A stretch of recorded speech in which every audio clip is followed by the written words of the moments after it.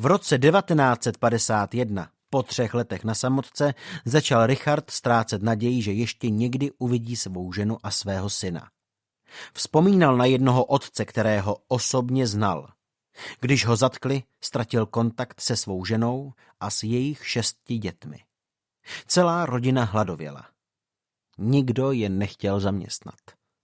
Proto se 2 nejstarší dcery dali na prostituci. Jedné bylo 19, druhé 17.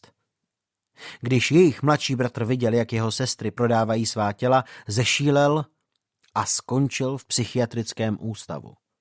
Když otce propustili z vězení a když viděl, jak jeho rodina trpí, prosil Boha: vezmi mě opět do vězení. Nemohu se na to dívat. Richard se za svou rodinu často modlil. Divil se, že křesťané v jiných zemích nepodporovali své bratry a sestry trpící pod komunistickou nadvládou. Příběhy jiných vězňů, například pastora Floresku, dodávali jeho modlitbám naléhavosti. Do cely tohoto pastora vpustili hladové krysy, které ho pokousali. Musel se jim neustále bránit a nemohl spát. Strážní ho rovněž přinutili, aby 2 týdny stál, pálili ho rozžhaveným železem a řezali jeho tělo noži.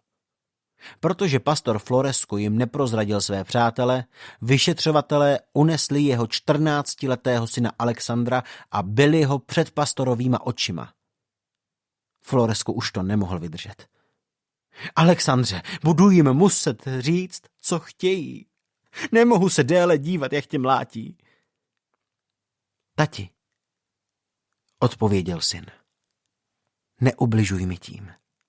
Nechci mít za otce zrádce. Buď statečný. Vyšetřovatele tím rozzuřil natolik, že ho umlátili k smrti. Jeho krev stříkala na stěny otcovy cely. Richard slyšel i o jiných krutostech. Jednu mladou ženu přistihli, jak dětem vypráví o Kristu a jak pašuje Bible pro podzemní církev. Komunisté se na ně chystali, ale počkali až na její svatební den. Když se po několika týdnech měla konat svatba, rozlétly se dveře kostela. Vpadla do něj tajná policie. Policisté přistoupili k nevěstě v bílém. Bez váhání nastavila ruce, aby jí mohli nasadit pouta. Pak se naposledy podívala na svého ženicha, políbila okovy a řekla: děkuji svému nebeskému ženichovi za klenoty, kterými mě poctil v můj svatební den. Děkuji mu, že mě uznal za hodnou pro něj trpět. Policisté ji násilně odváděli uličkou, zatímco přátelé a příbuzní plakali. Tu noc ji komunističtí strážci v její cele znásilnili. O 5 let později ji propustili. Ke svému ženichovi se vrátila chatrná žena, která vypadala o 30 let starší. Ujišťovala, že to je to nejmenší, co mohla udělat pro Krista. Vězněné ženy byly za komunismu vystaveny ještě většímu utrpení než muži. Richard myslel na Sabinu, modlil se a doufal, že nebude zatčena a mučena. V zimě Richardovi nasadili pouta s bodci, obrácenými proti jeho zápěstím.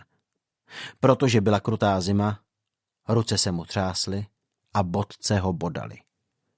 Viděl křesťany visící na provazech od stropu a mlácené tak strašlivě, že se jejich těla komíhala sem a tam, jak se svíjeli bolestí. Strážní o ně zhasínali cigarety tak často, že vězňům často uhnila kůže. V létě strážní svlékli Richarda do polonaha a nutili ho sedět na ledem pokrytém mrazáku. Nejdřív přestal cítit prsty na nohou, pak nohy a pak zbytek jeho těla vychladl natolik, že Richard ztratil vědomí. Když doktor usoudil, že je téměř mrtvý, sundali ho z mrazáku, zabalili ho do deky a čekali, až se zase zahřeje. Po několika minutách se přestal třást, ale když se uklidnil, opět ho dali na mrazák. To se několikrát opakovalo, zatímco vyslýchající křičel na Richarda, aby prozradil svá tajemství. My jsme ďábel! Křičeli jeho mučitelé radostně. Jeden vyšetřovatel mu prozradil tajemství. Nemůžete udělat omeletu pokud nerozbijete vejce. Richard věděl, že se stává zlomeným mužem. Během věznění mu zlomili 4 žebra a mnoho dalších kostí. Kůži měl plnou jizev, jak ho mnohokrát řezali noži. Do jeho svalstva vypálili 18 děr. Vzhledem k podvýživě a nedostatku spánku mu selhávala imunita. Neustále ho ohrožoval zápal plic. Každý den při soumraku ležel polomrtvý ve své cele a snažil se sebrat síly, aby se připravil na mučení, které začne druhého dne ráno. Přes svou zlomenost objevil uzdravení, které dříve neznal. Při každém styku s vězniteli cítil, jak z jeho těla odchází hněv a nenávist. Utrpení v něm jaksi nepochopitelně probouzelo soucit. Na rozdíl od mnoha jiných vězňů, kteří o svých mučitelích mluvili ošklivě, Richard je začal milovat. Dospěl k přesvědčení, že Bůh ho nebude posuzovat podle toho, jaké mučení vydrží, ale podle toho, jak dokáže milovat své mučitele. Byl přesvědčen, že nelze obviňovat komunisty z oněch zločinů, které páchali. Zatím vším byl ďábel. Komunismus to byla satanova zbraň proti církvi. Richard si opakoval Pavlova slova. Neboť náš zápas není proti krvi a tělu, ale proti vládám, proti autoritám, proti světovládcům této temnoty, proti duchovním mocnostem zla v nebeských oblastech. Efeským 6. kapitola 12. verš. Komunismus nebyl primárně politickým hnutím. Bylo to hnutí duchovní. Zlo, které povstalo v Evropě, aby zničilo boží působení ve světě. Vyšetřovatelé byli pouhými herci v širším dramatu. Richard litoval, že kdysi se na tomto dramatu podílel i on sám, ale protože Kristus mu prominul jeho hříchy, jakkoliv byly hrozné, měl nyní svobodu odpustit hříchy komukoli jinému, dokonce i svým nepřátelům. Komunisti neměli ve svém srdci místo pro Ježíše. Richard zase neměl ve svém srdci místo pro satana. Příběhy o utrpení z nedalekého vězení v Pitešti byly zkouškou pro Richardovu odhodlanost. Křesťané tam byli přivázáni na kříže ležící na zemi a stovky vězňů na ně vykonávali svou potřebu. Pak strážní tyto kříže vstyčili a volali. Podívejte se na svého Krista, jak je krásný, jaká to vůně z nebes. Jeden kněz na mučení zešílel. Každou neděli ho strážní nutili zasvěcovat lidské exkrementy a moč a pak je vysluhovat jako večeři páni jiným vězňům. Když se pozvraceli, museli své zvratky sníst. Uprostřed této temnoty vyvstávali hrdinové. Jedním takovým byl pastor Milan Hajmoviči. Ten statečně snášel bití místo jiných vězňů. Strážní neznali jména všech vězněných v přeplněném žaláři. Hajmoviči se přihlásil, když vyvolali jméno jiného vězně a pokaždé byl 25krát švihnut bičem. Tím si získal úctu ostatních vězňů a následoval Kristova příkladu. Obětoval se, aby zachránil druhé. Komunisté pochopili, že tělesným mučením si mohou vynutit přiznání. Pochopili rovněž, jak jim může být užitečné vymývání mozků. Rumunsko bylo první komunistickou zemí v Evropě, jež přivedla k dokonalosti převýchovu skrze vymývání mozků. Vězňové, kteří zapřeli své přesvědčení a zradili své přátele, byli odměněni lepší stravou a někteří byli dokonce povýšeni na vyšetřovatele. Konečným cílem bylo dosáhnout toho, aby vězňové mučili jiné vězně. Projekt převýchovy byl zahájen v prosinci 1949. Jeho autorem byl šéf rumunské tajné policie Alexandru Nikolsky. Pomáhal mu vězeň Eugen Turkanu, který byl zatčen za to, že o 10 let dříve pomáhal organizovat fašistickou železnou gardu. Po svém zatčení založil organizaci vězňů komunistického přesvědčení. Bylo vybráno 15 vězňů, kteří měli být podrobeni experimentům. Pokud některý z nich úspěšně dokončil 4 stupně, byl odměněn a povýšen. Prvním stupněm bylo vnější demaskování. Vězeň musel dokázat svou oddanost komunistům tím, že se přiznal ke svým vinám a zradil své přátele, kteří byli dosud na svobodě. Druhým stupněm bylo vnitřní demaskování. Vězeň musel zradit své spoluvězně, kteří mu pomáhali po zatčení. Veřejné morální demaskování vyžadovalo od každého vězně, aby zlořečil k čemukoliv, co považoval za posvátné. Musel se zříci své manželky či milenky, členů rodiny a blízkých přátel. Pokud absolvoval tyto 3 stupně, musel se pokusit přeprogramovat svého nejlepšího přítele tím, že ho vlastníma rukama mučil. Turkanu na tento program vsadil svou reputaci a proto použil všech dostupných prostředků, aby vybraní vězni úspěšně absolvovali tyto 4 stupně. Věděl, že někteří z jeho vězňů jsou křesťané a proto znesvěcoval jejich rituály. Křtil je v kyblíku plném výkalů, během velikonočního týdne slavil mše a nutil vězně, aby se převlékali za ministranty a kněze do pokálených šatů. Jeho metody se šířily do jiných částí Rumunska a pro jiná vězení se staly vzorem, jak experimentovat s převýchovnými programy. Po několik let musel Richard 17 hodin denně sedět ve své cele a naslouchat magnetofonu, který hlasitě vyřvával komunistickou propagandu.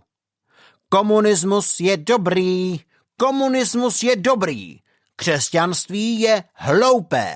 Křesťanství je hloupé! Vzdej to! Vzdej to! Efektivita této mučící techniky spočívala v nekonečném opakování. Zpočátku, řekněme první 2 dny, se mysl této propagandě dokáže bránit. Když to ale trvá týdny či měsíce, mozek začne tato tvrzení přijímat. Slova se stávají jakýmisi přáteli, kteří vězně chrání před krutějším fyzickým násilím. Richard si byl vědom, že slova mají nad myslí velkou moc. Celá léta se učil z paměti veršům z písma a stále si je opakoval.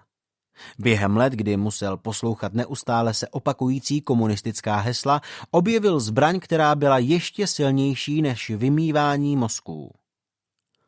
Obmývání srdce. Hlava vždy poslouchá srdce a když Ježíš někomu očistí srdce, mozek bude jistě následovat. Ústa mluví, čím srdce přetéká. Lukášovo evangelium, 6. kapitola, 45. verš.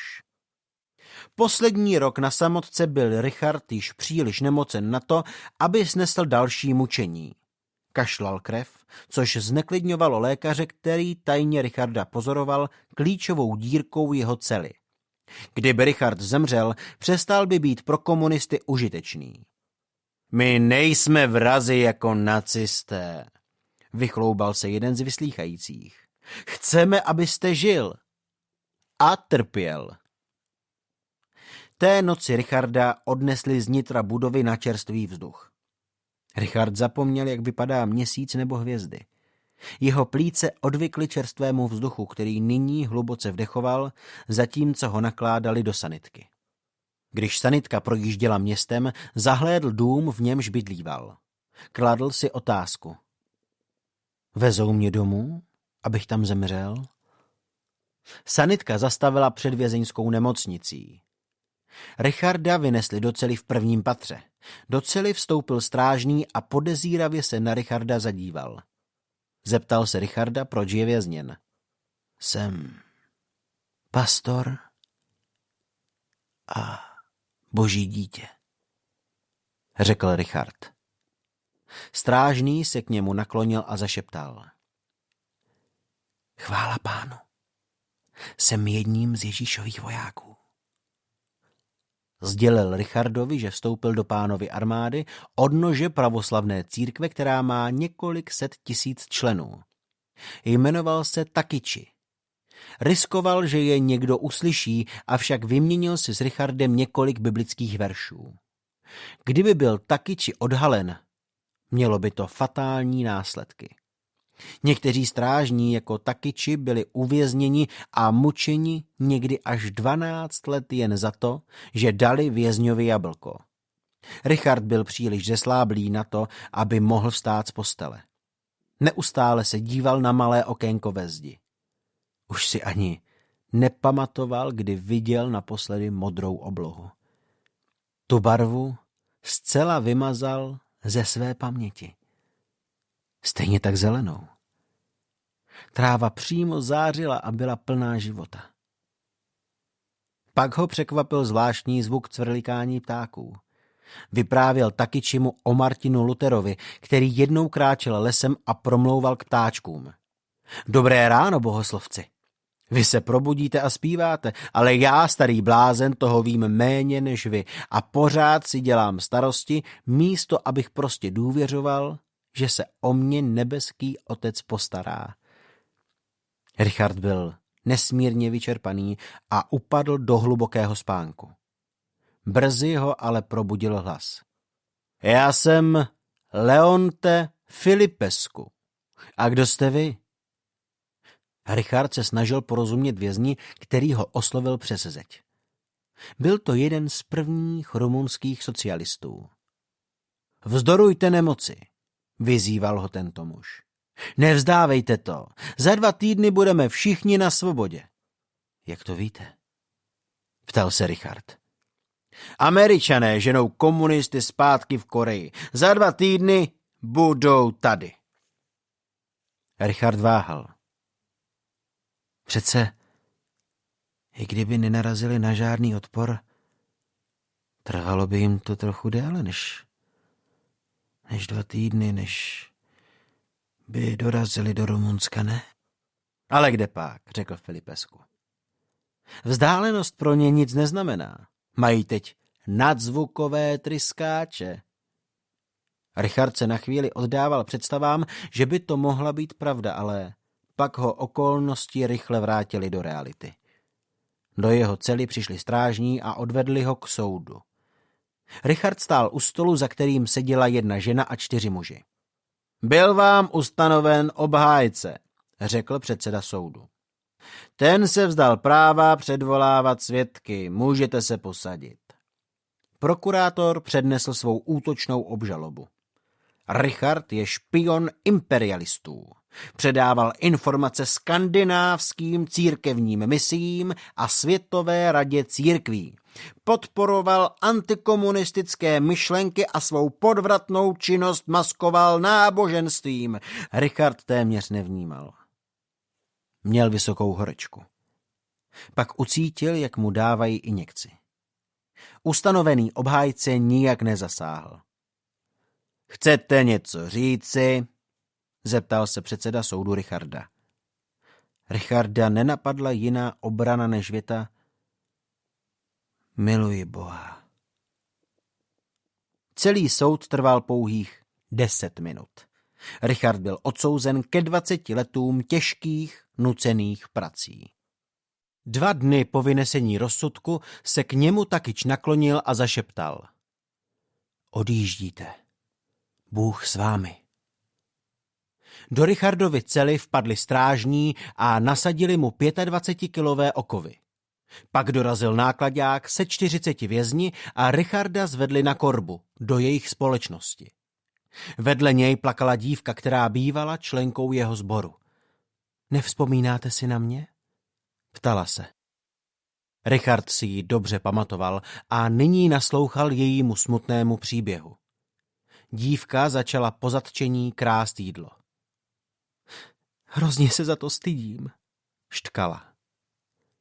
I já jsem hříšník, ujišťoval ji Richard. Zachránila nás Boží milost. Věř v Krista a tvé hříchy ti budou odpuštěny. Dívka se sklonila a políbila Richardovi ruku. Slíbila mu, že po svém propuštění navštíví Sabinu a řekne jí, že se s Richardem setkala. Náklaďák odvezl vězně k vlaku, který jel do Tergul Okna, kde bylo sanatorium pro vězně trpící tuberkulózou.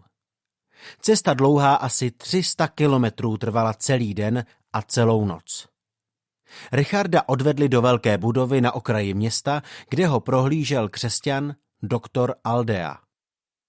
Já jsem taky vězeň, ale nechávají mě pracovat jako lékaře. Jediný lékař, říkal si Richard, pro celé sanatorium plné pacientů s tuberkulózou? Nebudu vám lhát, řekl lékař. Nemůžeme pro vás nic udělat. Řekl bych, že vám zbývají asi tak 2 týdny života. Snažte se jíst, co vám přinesou, i když to za nic nestojí. V několika dalších dnech 2 vězňové zemřeli. Richard zaslechl, jak se jiný pacient dohaduje s lékařem. Přísahám, že je mi lépe, doktore, soukal ze sebe chraplavým hlasem. Horečka polevuje, vím to, poslechněte mě. Dnes jsem kašlal krev jen jednou, nedovolte, aby mě dali na 4. Na jakou 4? Zeptal se Richard. Tam jdou ti, kteří už nemají žádnou naději, vysvětloval Richardovi muž, který mu přinesl řídkou polévku. Richard se snažil tu tekutinu pozřít, ale neustále ji zvracel. Když neuspěli ani pokusy krmit ho lžičkou, sdělil mu doktor smutnou zprávu. Je mi to moc líto, ale oni na tom trvají, řekl Richardovi. Stěhují vás na 4. Strážní Richarda odvedli do poměrně velké místnosti. Bylo tam 12 postelí a několik stolů.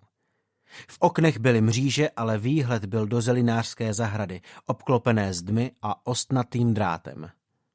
Ti, kdo byli přemístěni na celu číslo 4, neměli, pro strach z nákazy, přímý kontakt se strážnými. Předpokládalo se, že ze 4 nikdo nevyjde živý. Jiní vězňové přinášeli jídlo ke dveřím cely.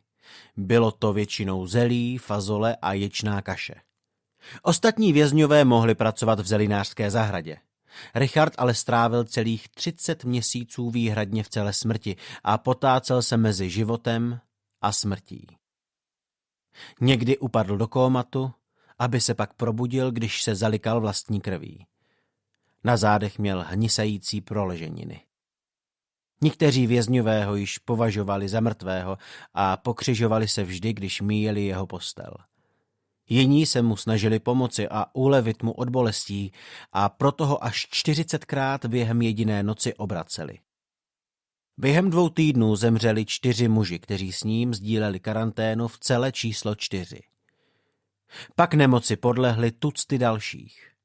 Jejich místa brzy zaujali další vězňové. Tuberkulóza rychle prostupovala celé Richardovo tělo. Měl nateklý hrudník a sípal. Richard se snažil zbavit se tekutiny, kterou měl na plicích. Král David kdysi prohlásil: jen krok je mezi mnou a smrtí. 1. Samuelova, 20. kapitola, 3. verš. Richard ten krok málem udělal a to hned několikrát. Když zavřel oči, netušil, zda je otevře v tomto světě, nebo ve světě příštím.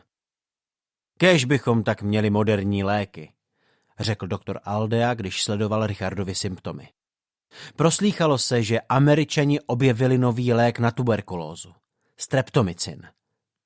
Komunisté to ale považovali za výmysl, který přisuzovali západní propagandě. Stal se ale zázrak. Tuberkulóza začala ustupovat. K lékařovu překvapení začala Richardovi mysl opět dobře sloužit, horečka zmizela a jeho plíce se postupně uzdravovaly.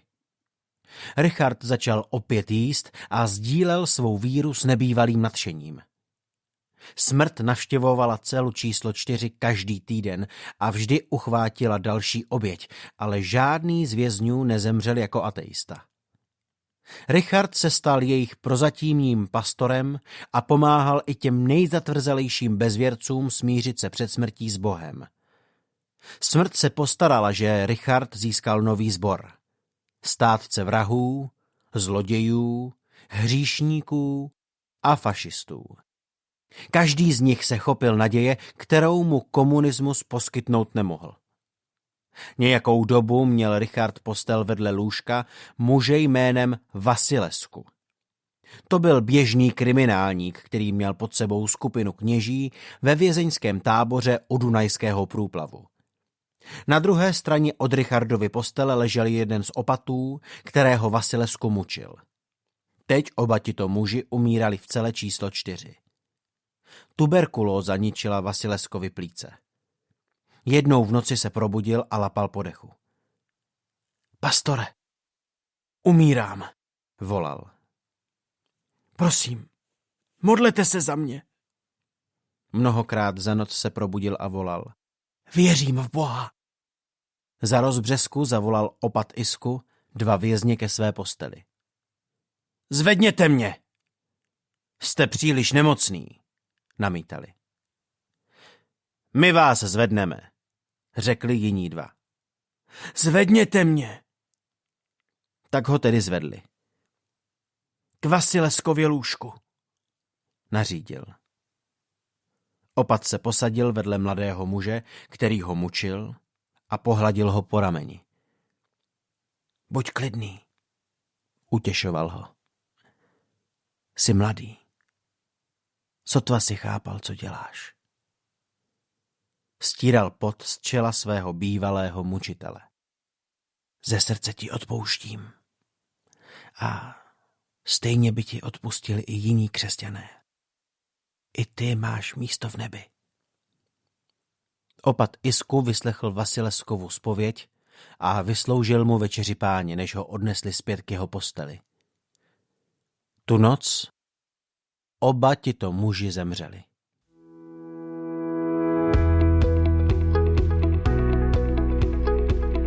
Podcast vznikl na Rádiu 7, které žije z darů posluchačů. Pokud nás budete chtít podpořit, budeme rádi.